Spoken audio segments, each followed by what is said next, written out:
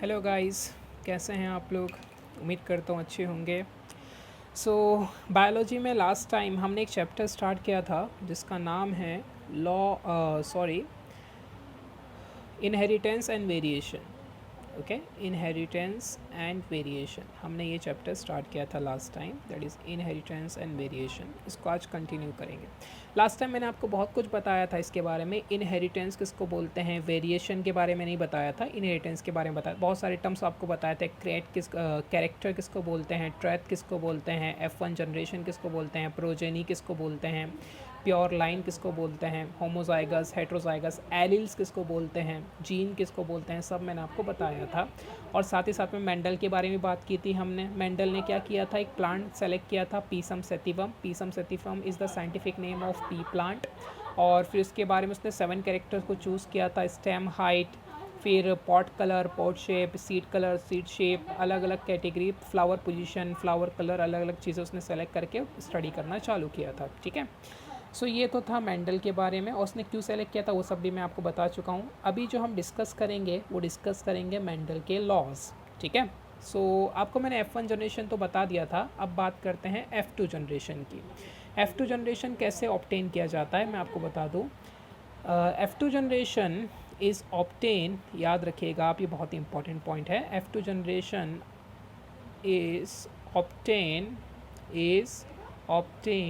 Bye selfing of F1 generation. तो जब कभी भी आपको F2 जनरेशन ऑब्टेन करना होगा तो आप क्या करेंगे, सेल्फिंग करेंगे किसका, F1 जनरेशन का। मतलब क्या है, जो F1 जनरेशन आएगा उसका क्रॉसिंग उसके साथ ही कर देंगे। ये मैं आपको समझाता हूँ आगे, आपको समझ में आएगा। ठीक है, तो F2 जनरेशन, ये definition, F2 generation is always obtain bye selfing of, इसका मतलब भी मैं आपको भी समझा देता हूँ। ठीक है, सो ये था F2 जनरेशन। ठीक है, अच्छा, अब मेंडल ने कुछ लॉज दिए थे आपको, और वो मेंडल के मैं लॉज आपको एक एक करके पढ़ाता हूँ। दैट इज़, पहला लॉ था जिसका नाम था लॉ ऑफ डोमिनेंस। ठीक है, लॉ ऑफ डोमिनेंस। दूसरा जो लॉ था मेंडल का जो उसने दिया था उसका नाम था law of segregation, law of segregation. और जो तीसरा लॉ था मेंडल का उसका नाम था law of independent assortment, law of independent assortment. ठीक है, सो ये कुछ उसने टर्म्स दिए थे, कुछ लॉज उसने मेंटल, काफ़ी स्टडी करने के बारे में, काफ़ी रिग्रेस स्टडी की थी उसने पी प्लांट के ऊपर। उसने सब सोच समझ के कुछ लॉज बनाए थे, जो पता चला ये सारे लॉज वैलिड थे। ठीक है, तो लॉ ऑफ डोमिनेंस के पहले बात करते हैं। 3 लॉज हैं मेंडल के, तो पहली बात करते हैं हम लॉ ऑफ डोमिनेंस के बारे में। Okay, so law of dominance क्या कहता है, पहले उसके बारे में बात करते हैं। ठीक है,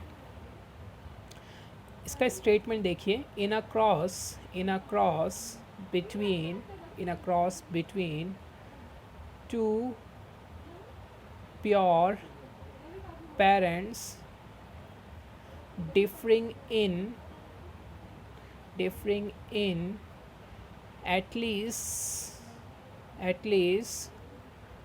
differing, sorry, not differing, two pure parents differing in at least one contrasting character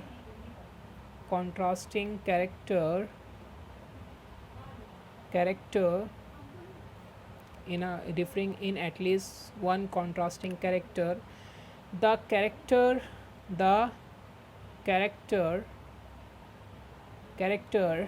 which is expressed in F1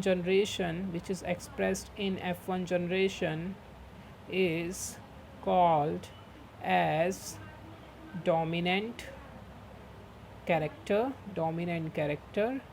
and the character which is not expressed in F1 generation is called as recessive character. Okay, So this is the law of dominance. So what is the statement of law of dominance? In a cross between two pure parents, differing in, it is differing, okay, it is differing in at least one contrasting character. The character which is expressed in F1 generation is called as dominant character, and the character which is not expressed in F1 generation is called as recessive character. Sir ये तो इसका definition है, statement है, इसका मतलब तो आप समझा दीजिए।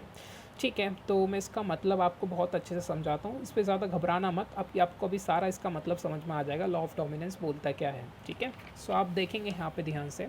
सो सबसे पहले पेरेंट आपको कैसे लेने हैं, प्योर। प्योर मतलब अगर कोई टॉल जैसे आप ले रहे हैं, कैरेक्टर आपने लिया टॉलनेस का, सो ये एक प्योर टॉल है, इसको क्या बोलते हैं, प्योर टॉल। पी प्लांट लिया उसने, ठीक है, मेंडल ने पी प्लांट पे किया था, तो ये प्योर टॉल है। क्यों? क्योंकि दोनों ही जिसके जो जीन्स हैं, जो दोनों ही एलिल्स हैं, ये कैसे हैं, टॉलनेस के लिए हैं। ठीक है, और स्मॉल टी की बात करें तो देखिए ये क्या हो गया, प्योर डॉर्फ। ठीक है, क्योंकि दोनों ही इसके कैसे हैं, जो एलिल्स या जीन हैं वो दोनों ही डॉर्फनेस के लिए है ना। कैपिटल टी मतलब टॉलनेस के लिए, स्मॉल टी मतलब डॉर्फनेस के लिए।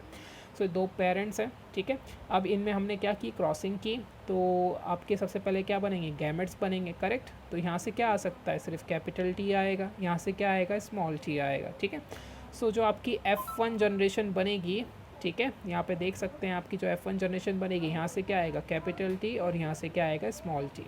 ठीक है, अच्छा अब आप देख सकते हैं कैपिटल टी और स्मॉल टी, इसमें दो अलग अलग तरह के जीन या दो अलग अलग तरह के एल्स आ रहे हैं, एक टॉलनेस का आ रहा है, एक डॉर्फनेस का आ रहा है। तो ये जो F1 जनरेशन आपका होगा, ये होगा कैसा, ये टॉल होगा या फिर डॉर्फ होगा। तो देखा गया कि कैपिटल टी स्मॉल टी जो होता है ये भी टॉल होता है। ठीक है, कैसा होता है, टॉल। तो इसमें हुआ कि आप देख सकते हैं F1 जनरेशन में ये जो कैपिटल टी वाला एलिल था, ये जो कैरेक्टर था, इसने अपने आप को एक्सप्रेस कर दिया। एक्सप्रेस कर दिया मतलब इसको टॉल कर दिया, F1 जनरेशन टॉल था मतलब ये एक्सप्रेस हुआ। ठीक है, और जो स्मॉल टी, जो ये क्या चाहता था कि ये F1 जनरेशन कैसा हो जाए, डॉर्फ हो जाए, लेकिन ये डॉर्फ हुआ क्या, नहीं हुआ ना, तो ये अपने आप को एक्सप्रेस नहीं कर पाया, तो इसको बोलेंगे रिसेसिव कैरेक्टर या फिर रिसेसिव एलिल। रिसेसिव कैरेक्टर बोल सकते हैं आप इसको, या फिर रिसेसिव एलिल भी बोल सकते हैं। ठीक है, रिसेसिव एलिल। और जिसने अपने आप को एक्सप्रेस किया, ये क्या था, डोमिनेंट कैरेक्टर। ठीक है, ये क्या था, डोमिनेंट कैरेक्टर। मैं यहाँ लिख देता हूँ, यहाँ जगह नहीं है, इसको बोलेंगे डोमिनेंट कैरेक्टर, ओके, या फिर इसको बोलेंगे डोमिनेंट एलिल। ओके, सो आपको समझ में आया। बस यही लॉ ऑफ डोमिनेंस है कि जब कभी भी आप दो प्योर पेरेंट लेंगे, प्योर का मतलब अगर आप टॉल ले रहे हैं तो प्योर टॉल लीजिए, और अगर डॉफ ले रहे हैं तो प्योर डॉफ लेंगे, और दोनों में क्या होना चाहिए, कॉन्ट्रास्ट होना चाहिए। कॉन्ट्रास्ट मतलब जैसे एक टॉलनेस का हो तो एक डॉफनेस का, ऐसा नहीं कि दोनों टॉलनेस के हो जाए, ऐसा भी नहीं कि दोनों डॉफनेस के हो जाएँ, एक टॉलनेस का एक डॉफनेस का हो। तो जब कभी भी उन दोनों में क्रॉसिंग होगी, तो जो F1 जनरेशन बनेगा उसमें जो एलिल अपने आप को एक्सप्रेस कर पाएगा उसको बोलेंगे डोमिनेंट कैरेक्टर या डोमिनेंट एलिल, और जो एलिल अपने आप को एक्सप्रेस नहीं कर पाएगा, जैसे इस केस में स्मॉल टी नहीं कर पाया, इसको बोलेंगे रिसेसिव कैरेक्टर या फिर रिसेसिव एलिल। बस यही था लॉ ऑफ डोमिनेंस का। देखिए कितना सिंपल एक्सप्लेनेशन था। ठीक है, तो घबराना नहीं है आपको, इसका स्टेटमेंट सुन के आपको सिर्फ ये समझ लेना है। ठीक है, तो ये था आपका लॉ ऑफ डोमिनेंस। उम्मीद करता हूँ आपको लॉ ऑफ डोमिनेंस समझ में आ गया होगा। ठीक है, अब बात करते हैं मेंडल के सेकेंड लॉ के, जिसका नाम है, अच्छा बाय द वे ये जो, हाँ ठीक है, ओके, अब बात करते हैं मेंडल के सेकेंड लॉ के, जिसको बोलते हैं law of segregation. Okay, law of segregation. So law of segregation का स्टेटमेंट क्या है, अगेन सेम लिखेंगे, in a cross between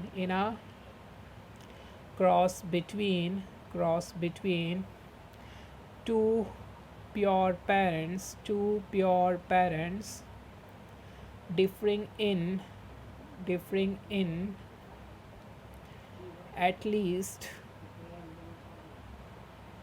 differing in at least one contrasting character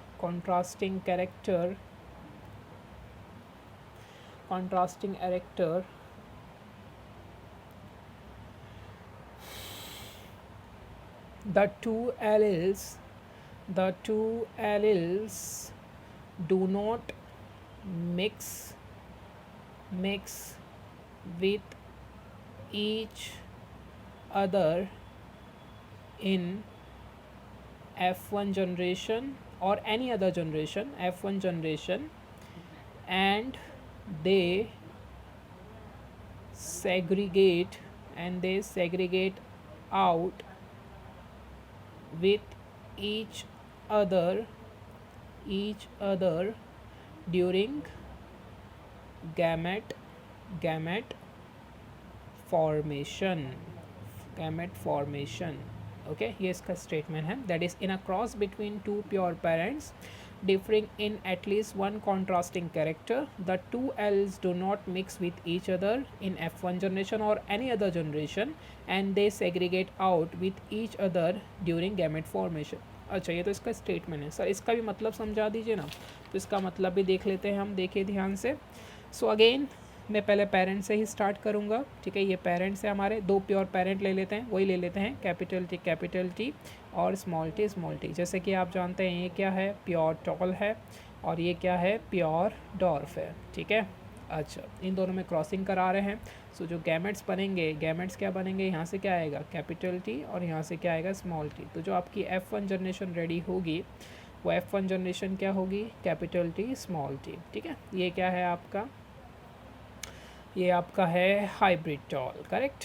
okay, मतलब ये भी टॉल ही है. इसको हाइब्रिड क्यों बोला है हमने, क्योंकि इसमें दोनों जो एलिल्स है वो सेम नहीं है ना. एक कैपिटल टी, एक स्मॉल टी है. प्योर टॉल का मतलब क्या होता है, कैपिटल टी, दोनों एलिल सेम होने चाहिए, capital T.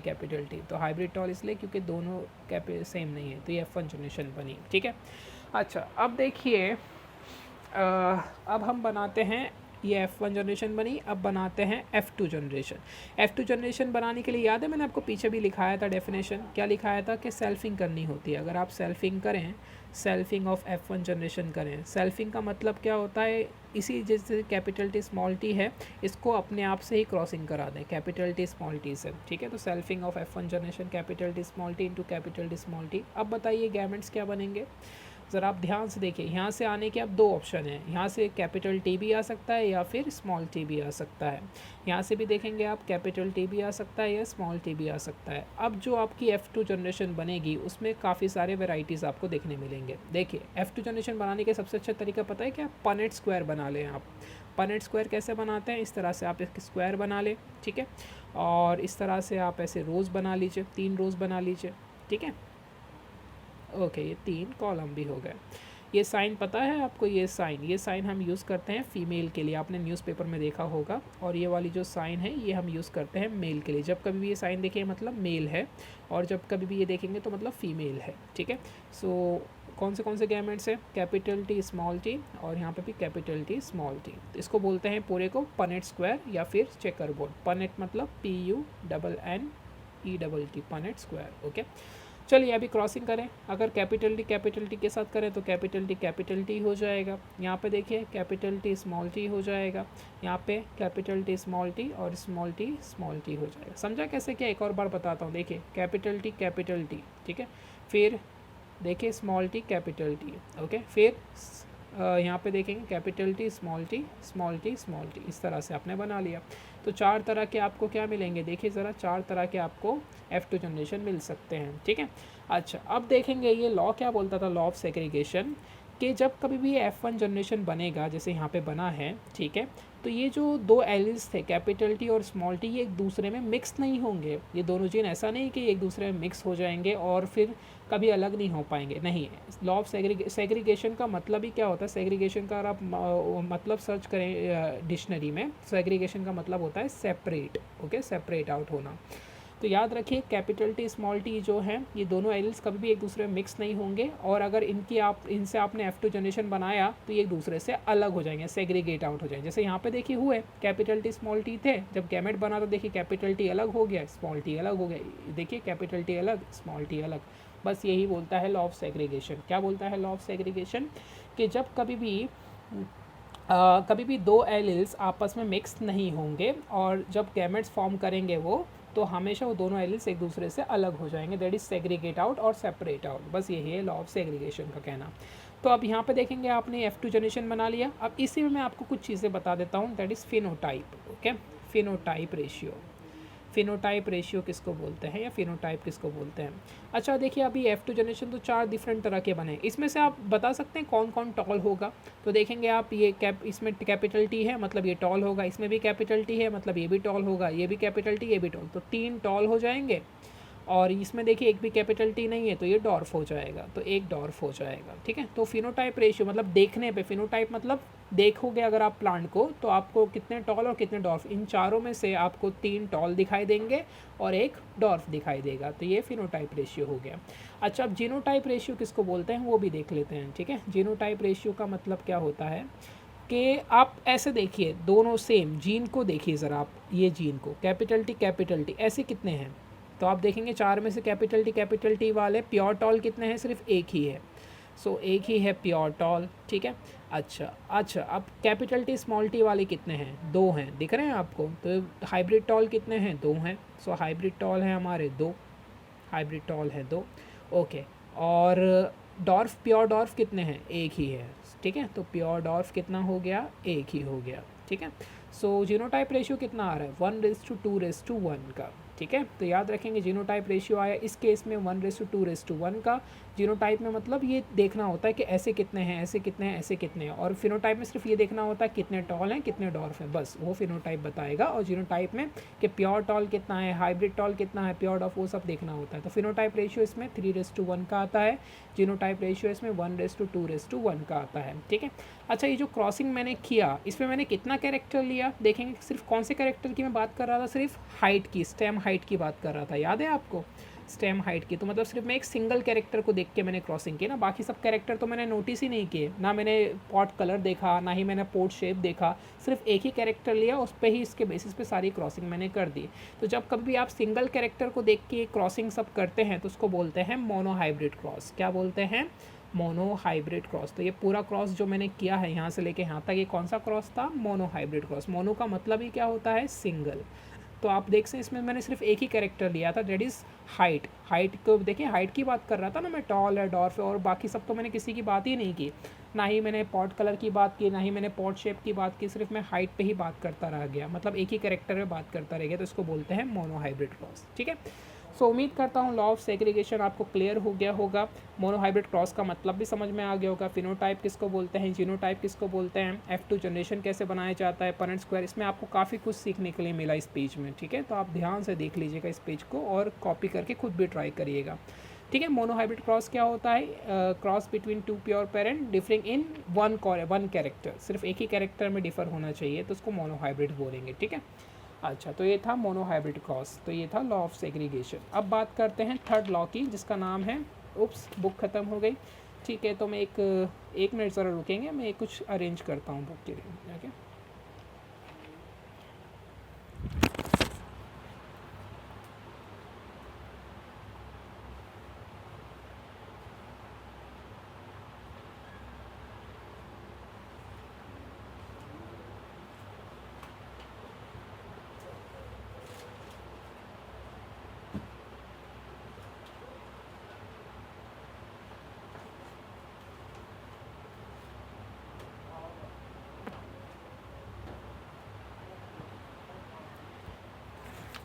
Okay, sorry guys, घर में बुक नहीं है, तो जो थर्ड लॉ है मैं आपको नेक्स्ट लेक्चर में पढ़ा दूंगा, ठीक है। अभी के लिए सिर्फ इतना ही।